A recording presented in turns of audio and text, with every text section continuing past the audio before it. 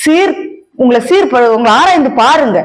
வீட்டுக்குள்ள 24 மணி நேரமும் சீரியலே சினிமாயம் போட்டு பாக்குறது, அந்த ஆண்டவர் ஒரு அடியை கொடுக்கறது, அந்த ஆலயத்துல போய் வந்து ஜெபிக்கிறது, அதுல ஒரு ரிலீவ் கிடைக்கும், உடனே போய் மறுபடியும் அந்த சினிமாவை பாக்குறது, சீரியலை பாக்குறது, புரளி பேசுறது, அடுத்தவங்க ஒரு காரியம் சொன்னா ஒரு விட்டு கொடுக்கக்கூடிய ஒரு தன்மை கிடையாது. இந்த மாதிரிப்பட்ட காரியங்கள் எல்லாம் வச்சுக்கிட்டு நீங்க மணிக்கூர் கணக்குல போய் ஆலயத்துல இருந்து ஜோமணி புரோஜனம் இல்ல, வீடுகள்ல இருந்து ஜோமணி புரோஜனம் இல்ல, உபவாசம் போட்டு புரோஜனம் இல்ல.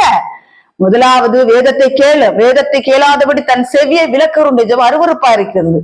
வேதம் வாசிக்க மாட்டாங்க, எதுவும் பண்ண மாட்டாங்க. ஆனா என்ன செய்வாங்க அப்படின்னா ஜெபம் மட்டும் நல்லா பண்ணுவாங்க. ஆனா அதான் வேதவசனம் அழகா சொல்றது, கத்துட பிள்ளைகளை, நான் ஆவிக்குரியவர்களுக்கு, தேவனுக்கு அஞ்சி நடக்கக்கூடிய பிள்ளைகளுக்கு நான் ஒரு வார்த்தை சொல்லிக் கொடுக்கிறேன்.